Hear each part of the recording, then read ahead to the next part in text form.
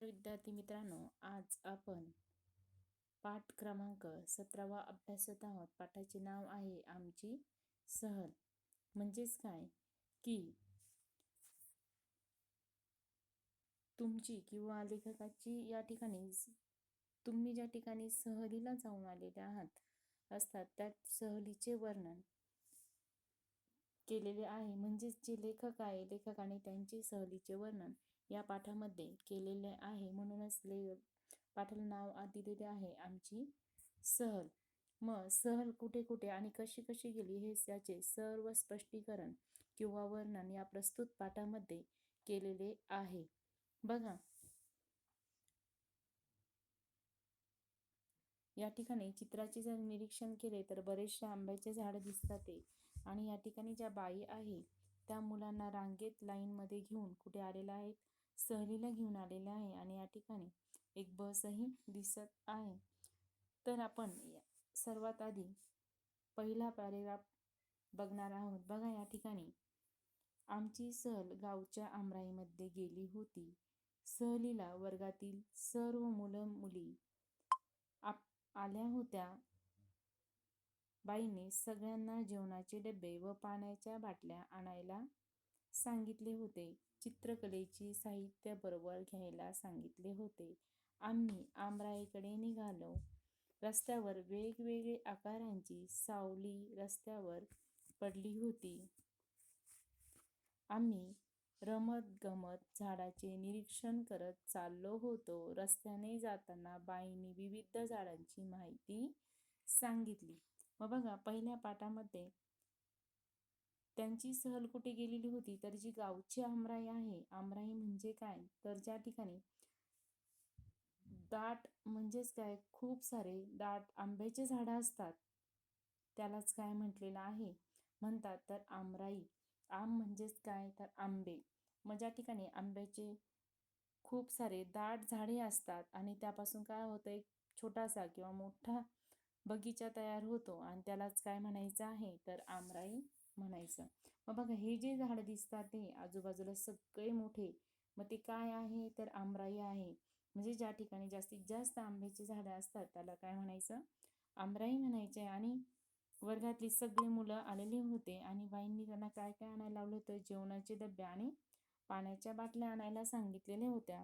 तसेच हे झालं तुमचं खाण्याचं. आणि तसंच त्यांनी अभ्यासाचं साहित्य कुठलं सांगितलेलं होतं तर चित्रकलेची वही. चित्रकलेची जे साहित्य आहे म्हणजेच तुमचं चित्रकलेची वही, ब्रश, खोडरबर किंवा कलर, हे सगळं चित्रकलेचं साहित्य बरोबर घ्यायला सांगितलेलं होतं.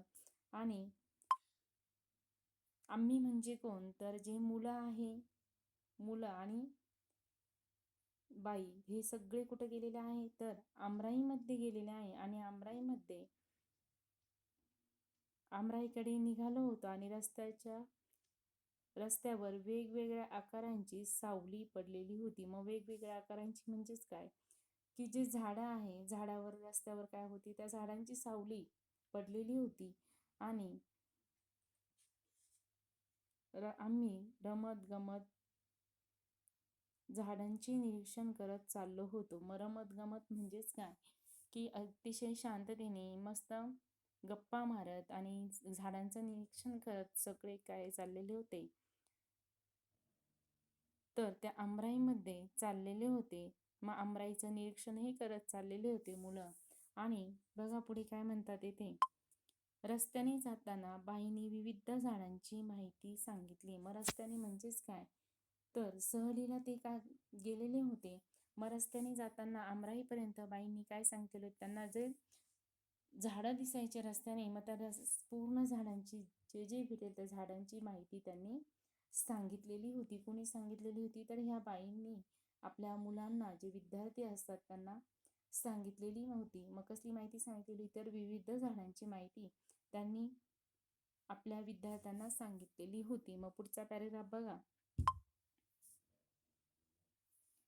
आमराईमध्ये आम्ही सकाळी 11 वाजता पोहोचलो. तेथे आंब्याची खूप झाडे होती. ती ओळीने लावलेली होती. मी बाईंना विचारले, बाई याला आमराई का म्हणायचे? बाई म्हणाल्या, राई म्हणजे दाट झाडी, जिथे आंब्याची अनेक झाडी लावून ती जोपासली जातात त्याला आमराई म्हणतात. मग बघा, या ठिकाणी एका मुलाने प्रश्न केलेला आहे. बघा, मग ते सकाळी कधी पोचलेलं आहे? आमराईमध्ये ते सकाळी 11 वाजता पोचलेले आहे. मग मी म्हणजेच कोण? तर लेखकाने प्रश्न विचारलेला आहे. बाई, राई म्हणजे काय? तर राई म्हणजे काय? की जेथे, हे बघा, त्यांनी विचारलेलं आहे राई राई म्हणजे काय? तर राई म्हणजे दाट झाडी आणि जेथे आंब्याची अनेक झाडी लावून ती जोपासली जातात त्याला आमराई म्हणतात. मग राई म्हणजेच काय? की जेथे खूप सारी दाट झाडी आहे आणि ती झाडी लावून ती जोपासली जातात. जोपासली म्हणजेच काय? त्यांची काळजी घेतली जाते आणि त्याचे संगोपन केले जाते आणि त्यालाच काय म्हणायचंय? मग आमराई असे म्हणायचं आहे. बघा, मग तिसरा पॅरेग्राफ. पोपट, कोकीळ, चिमण्या, कावळे, साळुंक्या असे कितीतरी पक्षी झाडावर बसले होते. त्यांचा किलबिलाट चालला होता. मग बघा, जी आमराई आहे, आमराईमध्ये काय होतं की तेथे अनेक पक्षी आहे. मग पक्षी कुठकुठले आहे? तुमचे पोपटे, कोकिळे, चिमण्या आहे, कावळे आहे, साळुंकी आहे. मग असे कितीतरी पक्षी आहे आणि त्यांचा किलबिलाट चालू होता. किलबिलाट म्हणजेच काय? की पक्ष्याच्या ओरडण्याचा जो आवाज असतो त्याला काय म्हटलेला आहे? तर त्यांच्या आवाजालाच काय म्हणतात? किलबिलाट असे म्हणतात. बघा पुढे, पक्षी आनंदाने उडत होते. आम्हीही आनंदाने बागडत होतो. आम्ही लपाछपी, शिवणापाणी, ऊन सावली असे खेळ खेळलो. वाऱ्याने पडलेल्या कैऱ्या गोळा केल्या. सगळ्या कैऱ्यांचा चट्टामट्टा केला. आम्ही सहभोजन केले. मग बघा, मग पक्षी काय करत होते? हे जे पक्षी होते, पोपट, कोकिळ, चिमण्या, कावळे, साळुंक्या, मग असे कितीतरी पक्ष्यांचा काय होता? किलबिलाट चालू होता आणि पक्षी काय होत होते? आनंदाने उडत होते. मग पक्षींनाही कुठेतरी आनंद झालाय की आपल्यालाही भेटण्यासाठी कोणीतरी आलेलं आहे. मग पक्षी काय करत होते? आनंदाने उडत होते. मग जे मुलं आहे ते पण काय करत होते? आनंदाने बागडत होते आणि हे जे मुलं आहे त्यांनी कोणकोणते खेळ खेळलेले बघा, लपाछपी, शिवणापाणी, ऊन सावली असे कितीतरी खेळ ते खेळलेले आहे. मग त्यांची सहल गेलेली आहे. तुमची पण सहल जाते, तुम्ही पण खेळतात. या ठिकाणी ही मुलं कुठले 3 खेळ खेळलेले आहेत? तर बघा, लपाछपी, शिवणापाणी आणि ऊन सावली असे 3 प्रकारचे खेळ त्यांनी खेळलेले आहे आणि मनसोक्तपणे त्यांनी सहलीचा आनंदही घेतलेला आहे. आणि ज्या वाऱ्याची झुळूक येते, वाऱ्याच्या झुळकावर ज्या कैऱ्या पडलेल्या आहे, कैऱ्यांपासून त्यांनी काय केलेलं आहे? चट्टामट्टा करून खाल्लेला आहे आणि शिवाय सहभोजन केलेलं आहे. सहभोजन म्हणजेच काय? की एकत्र बसून जेवण केले जातात त्यालाच काय म्हटलेलं आहे? सहभोजन असे म्हटलेलं आहे. बघा आता चौथा पॅरेग्राफ.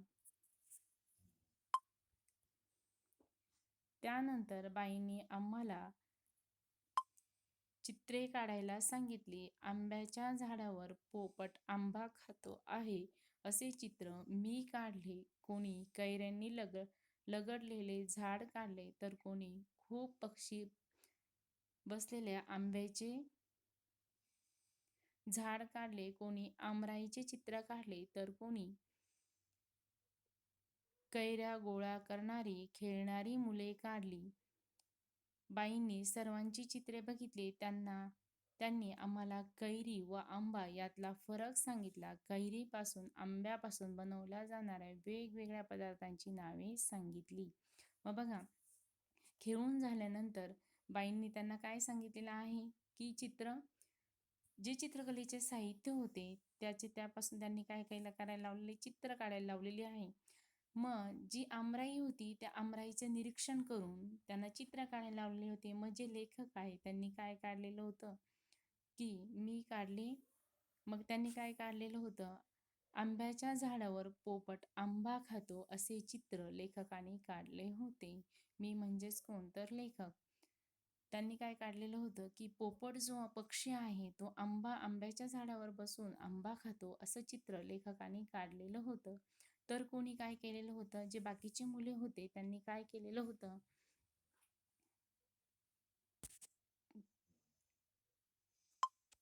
कैऱ्यांनी लगडलेले झाड काढलेलं होतं. म्हणजेच काय, एखादं आंब्याचं झाड असतं आणि त्याला खूप साऱ्या कैऱ्या दाखवलेलं झाड त्या मुलाने काढलेलं होतं. तर तर कोणी कैऱ्या गोळा करणारी, खेळणारी मुले काढलेली होती. अशा प्रकारे कितीतरी चित्र मुलांनी काढलेली होती वेगवेगळी, आणि ते सर्व चित्र ज्या त्यांच्या बाई आहे, ज्या शिक्षक आहे, त्यांनी बघितलेलं होतं. आणि जे कैरी आणि आंबा यातला फरक कोणी सांगितलेला आहे, त्यांच्या बाईंनी सांगितलेला आहे. कैरी म्हणजेच काय, की जो कच्चा आंबा असतो त्याला कैऱ्या म्हणतात, आणि जो पिकलेला आंबा असतो त्याला त्याला आंबा असे आपण म्हणतो. आणि त्यापासून, आंब्यापासून किंवा कैरीपासून कोणकोणते पदार्थ बनवले जातात ते बाईंनी सांगितलेलं आहे. आपल्याकडे कैरीपासून बघा, गुळ आंबा, लोणची किंवा मुरंबा अशा प्रकारचे पदार्थ बनवले जातात. आणि आंब्यापासून तुम्ही रस किंवा आंबाही खातात, किंवा त्यापासून जेली बनवली जाते, परत बर्फी बनवली जाते. मग अशा प्रकारे तुमच्या घरामध्ये कैरीपासून किंवा आंब्यापासून जे जे पदार्थ बनवले जातात ते सर्व बाईंनी या ठिकाणी मुलांना सांगितलेले आहे. बघा शेवटचा पॅरेग्राफ.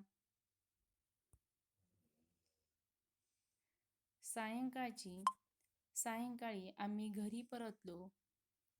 दिवसभर खेळून बागडून आम्ही लांबपर्यंत चालून देखील थकलो नव्हतो. उलट आम्हाला खूप उत्साह व ताजेतवाने वाटत होते.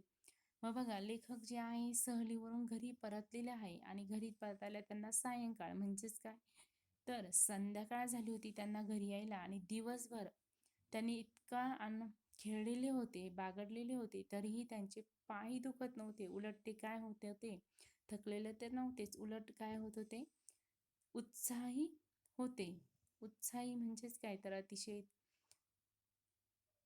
ते आनंदाने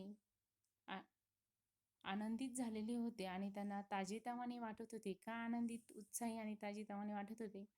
कारण आपल्या मित्रांबरोबर, बाईंबरोबर ते सहलीला गेलेले होते, आणि त्यांचं मन तिथे प्रसन्न झालेलं होतं. म्हणून त्यांना काय उत्साह आणि ताजेतवाने वाटत होते. तुम्ही पण बघा, ज्यावेळेस मित्रांसोबत सहलीला जातात शिक्षकांसोबत, त्यावेळेस तुम्ही पण काय असतात, उत्साही असतात, अतिशय आनंदी असतात. त्याप्रमाणे लेखकही एवढे पायी चालून थकलेले नव्हते, खेळून थकलेले नव्हते. उलट त्यांना दिवसभर खेळून उत्साह आणि ताजेतवाने वाटत होते. अशा प्रकारे आमची सहल हा पाठ आपला संपलेला आहे.